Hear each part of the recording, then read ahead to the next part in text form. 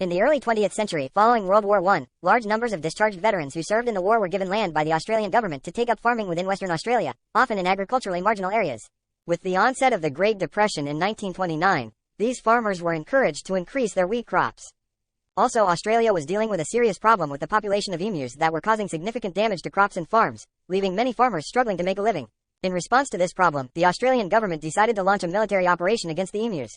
The operation was led by Major G.P.W.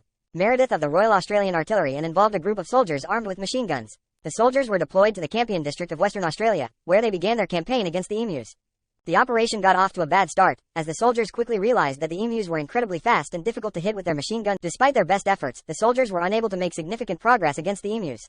The birds continued to evade their attackers and cause damage to crops and farms. In fact, the emus seemed to be winning the war. After several weeks of fighting, the military operation was called off, and the emus emerged victorious. The government's efforts to control the emu population had failed, and the birds continued to cause damage to crops and farms for many years to come. Despite the problems encountered with the cull, the farmers of the region once again requested military assistance in 1934, 1943, and 1948, only to be turned down by the government. Instead, the bounty system that had been instigated in 1923 was continued, and this proved to be effective.